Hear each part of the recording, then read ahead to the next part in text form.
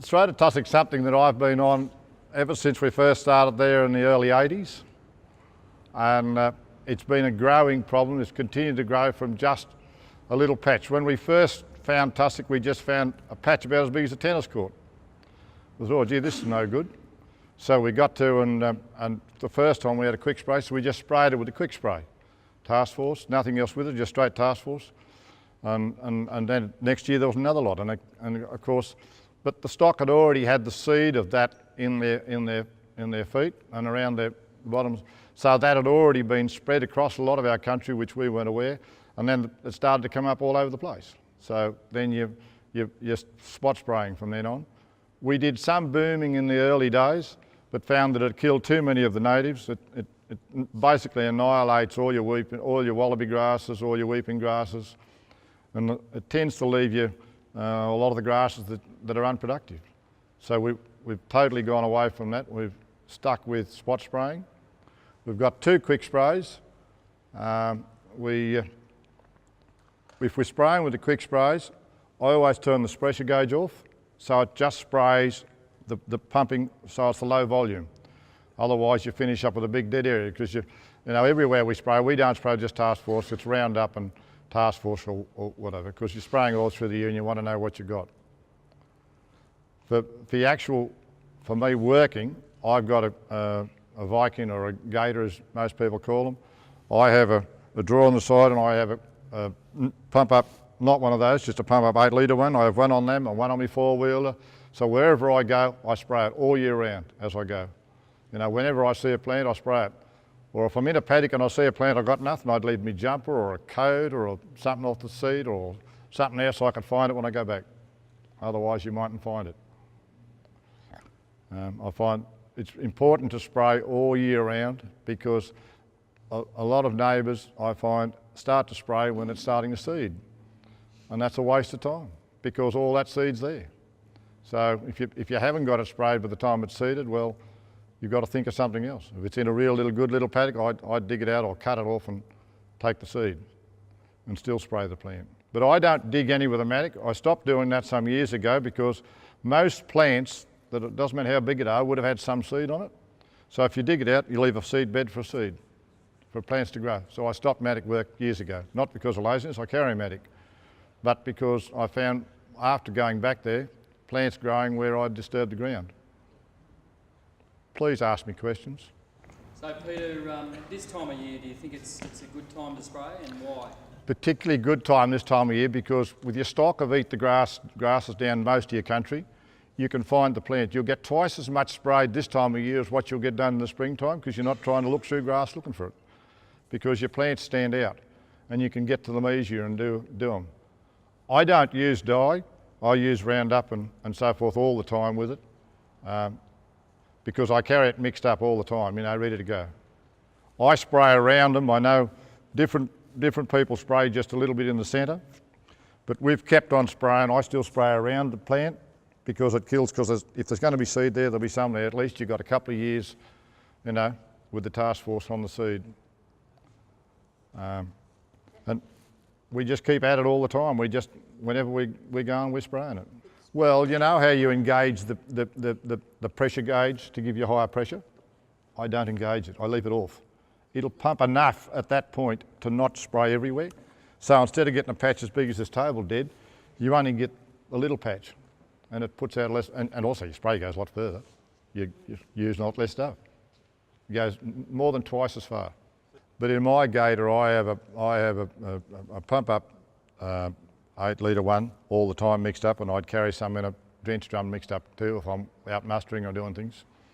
I also have another tank in there which would have graze on brush off mix in it for a blackberry or something else I wanted to do as I went.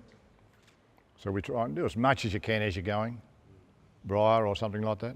Dye, I know neighbours that use dye, it gets all over everything. That's the other thing I don't like about it. It gets on everything, your boots, your clothes, your truck, your vehicle. And I just never liked that, so I've always done a system without that. I'm not saying it's bad, I'm just saying that's just me. But if you really, seriously, people need to really take this as a very serious weed. Because I know areas near us, the country, it'll cost more to get it right than what the country's worth. Nearly every time you find a tussock, you'll have seeded. Because a plant that's a reasonable plant that starts through the winter months or through the autumn months, mostly they start when you push your paddocks a bit tighter. They start through the months, come around through the summer, they'll seed that autumn. Normally they seed in the springtime, but they'll seed out of season just fine. It's only maybe 20 or 30 seeds up on the top, little tiny fine ones up there. You can hardly see them unless you look hard on that seed bed's there. I've just gone back and found that you get more growing there than what you didn't win. You won that year, but you didn't win in the long run. So I've got sick of that. I try to learn off things I make mistakes on, which I do plenty of. The main difference is I started off in the first place spraying too late. The big different thing that I did wrong in the beginning was I started spraying, they said they start to seed up in November. I start in September. Or I used to finish up, leave until after shearing, and we all shore in the spring those days.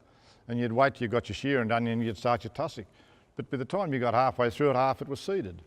So it was no good. So I had to change my system, and now I started doing it all the time, carting it with me.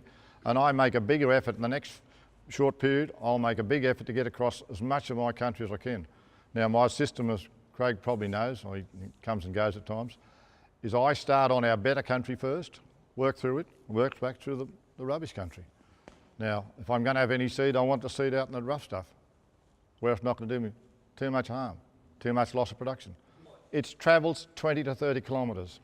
It's a regional one, and everyone in an area. On a big windy day, 10 kilometres would be nothing for tussock to grow, to blow. So, you know, if it's there, everyone's getting it. So most people around in this area would have some tussock going on their place. If they haven't found it, they haven't looked. It's a really serious problem. People need to look at it. When you were digging the tussock out, did you ever try planting pasture seed in the area where you dug out? I think that'd be a good idea, but I've got to say I've too many paddocks to get to that. I respect that, but I do that and I've had success. Look, I wouldn't doubt, look, improvement obviously is, as Phil will tell you, the best solution of course is to improve your paddocks, but as I said, we've got more country going native than not these days because of the cost of improvement. So you're improving your better country that you can improve. You've got large areas of country that you're not improving.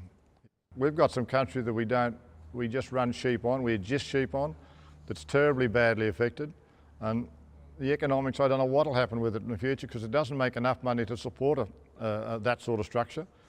It'll need something doing, or how it'll happen, I don't know. We're endeavouring to keep ground cover, but as you would all be aware, and you are too, Hunter, the kangaroo problem's huge these days. So in some country you can shut it up and there's no more feed in that paddock you've got shut up than what there is in the one you got the stock in. That's become a major import of the problem now. It's increased it quite a lot in recent years, so that's added to the hassle of that. But the ground cover is important to try and keep, because as Malcolm Campbell used to say, the top man on it, he always said shading kills more tussock than spraying. He believed if you can keep enough ground cover there and shading, it'll destroy more tussock than the spraying. I don't know if you've heard him say that, but you've heard him say it. I've heard him say it plenty of times.